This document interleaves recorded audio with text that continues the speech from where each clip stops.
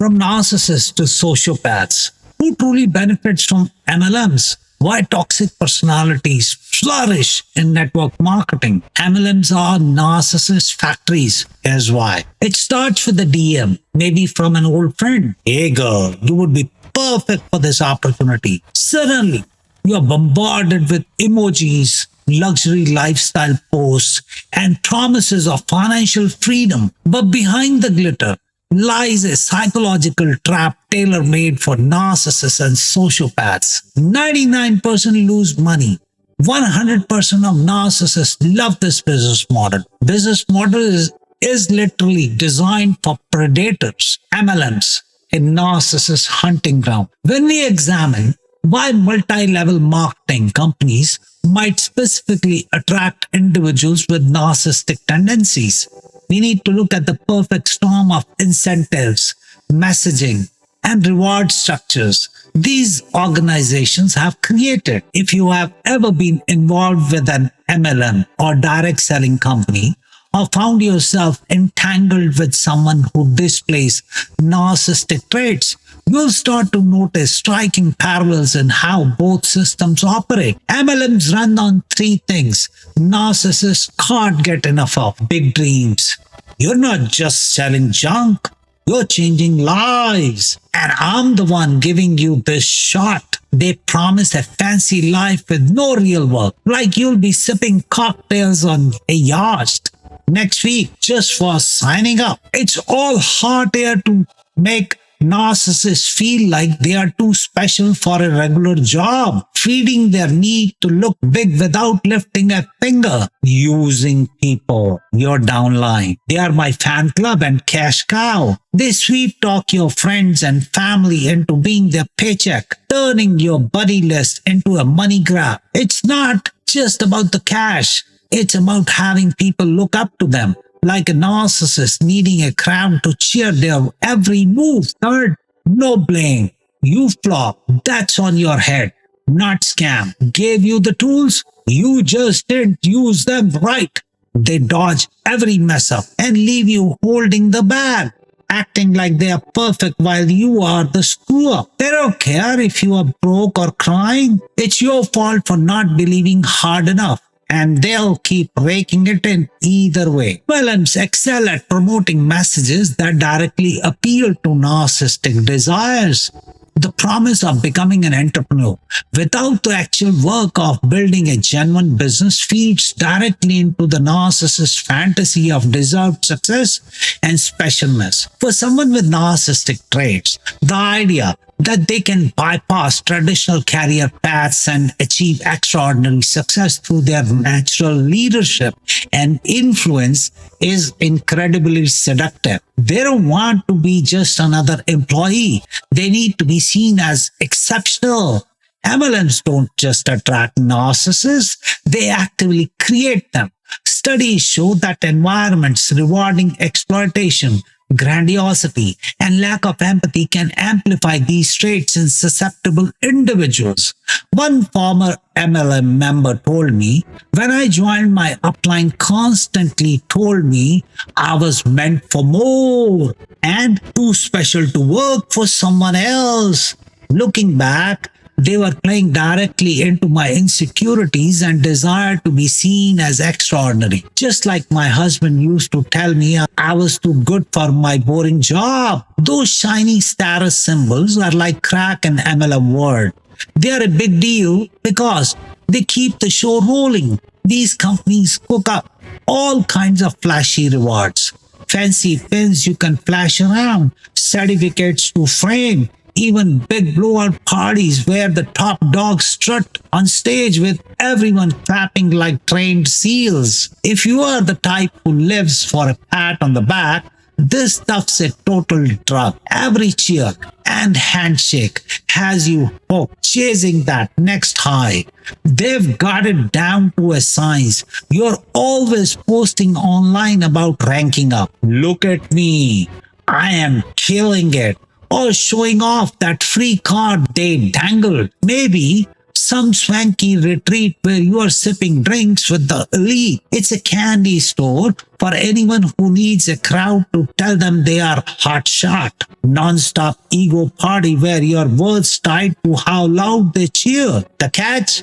You're so busy flexing for likes and claps you don't see your bank account bleeding out. It's all a game to keep you thirsty, running their treadmill while they rake in the real prize. Another individual who left an MLM after several years admitted she was obsessed with ranking up, spending money she didn't have to meet sales targets, and prioritizing the fleeting validation of social media. Congratulations over actual income. It felt just like when my husband would praise me for losing weight, but then criticize everything else I did. This creates a particularly dangerous dynamic for those already vulnerable to narcissistic manipulation. The system rewards those who can convince others to join, regardless of whether it's truly in those people's best interest.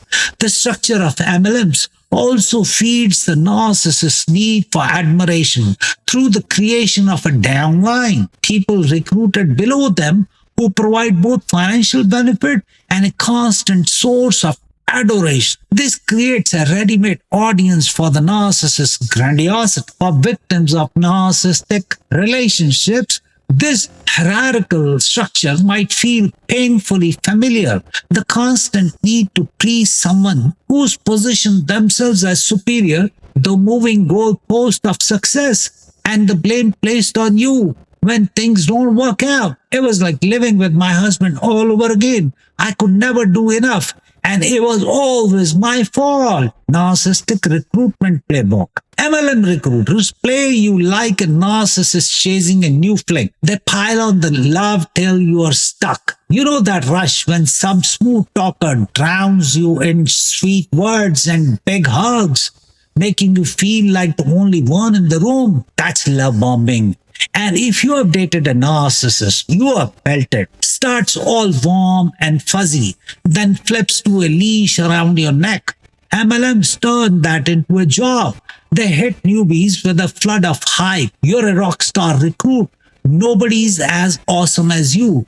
Blowing up your phone with cheerleader texts and wild promises of a dream life. Like debt-free in 6 months, babe. We are jetting off to beaches together.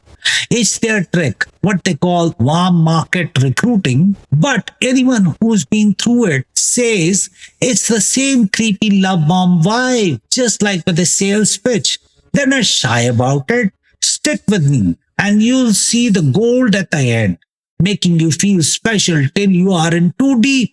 Then when you blink and go, wait, this feels off, they twist it. Your doubts. That's just your scared little head talking. Quit being a downer. Haters don't win. It's all fake shine to keep you hooked, grinning like a fool while they pull the strings and rake in your trust. One individual who spent time in an MLM described an initial period of intense attention and praise from the upline and team, creating a feeling of being incredibly valued and supported. It was intoxicating. Like when my husband first told me I was beautiful and smart, then the criticism started. But just like in a narcissistic relationship, this warmth comes with conditions. The moment you express doubts, question the business model, or fail to meet expectations, the script flips dramatically. Criticism is never allowed. Within these structures, both narcissists and MLM cultures frame any questioning as negativity. That must be eliminated. This creates an environment where critical thinking is discouraged and blind loyalty is expected. The power and control are needed to then continue to do more and bring more. I should be telling you, but you are bad. So that is why you can't get up and do more. You have to keep all the people happy and come up. My upline told me to act rich while I ate ramen. That's not hustle. That's narcissistic supply farming. Former MLM members shared, when I started questioning why I wasn't making money despite following all the steps, My upline told me I had a negative mindset that was poisoning my business. They suggested I cut off friends who asked too many questions about the company. It was only later I realized how cult like that demand was. My husband said the same thing when I told him I was stressed about the bills. He blamed my attitude, not his spending. The language patterns used in MLM training and messaging mirror narcissistic communication tactics with remarkable precision. If you're not succeeding, you're not working hard enough. It's not the system, it's you. You're just not dedicated enough. Those who question the opportunity just don't have what it takes.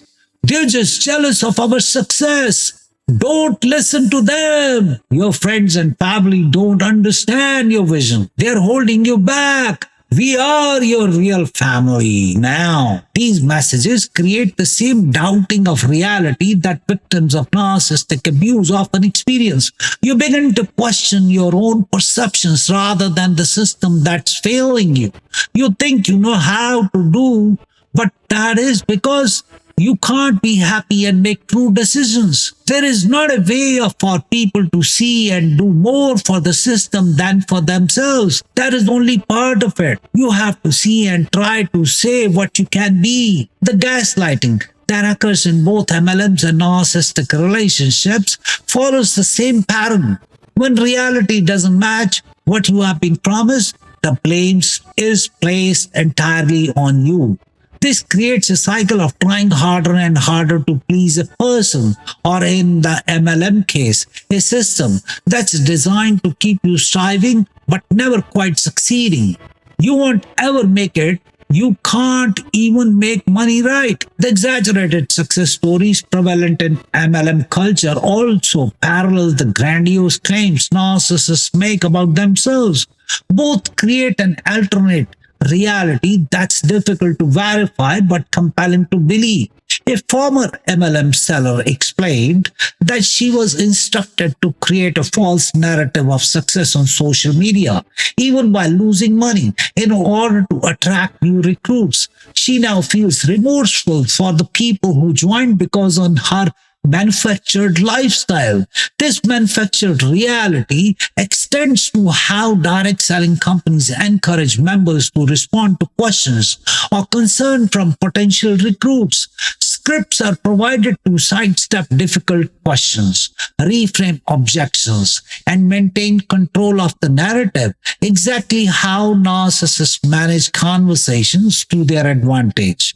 The manipulation tactics extend to financial discussions as well. Both narcissists and MLM recruiters are adept at creating financial entanglements that make it difficult to leave, whether it's encouraging new recruits to purchase expensive starter kits or pressuring existing members to maintain unsustainable inventory levels. The goal is often financial commitment that makes walking away more difficult.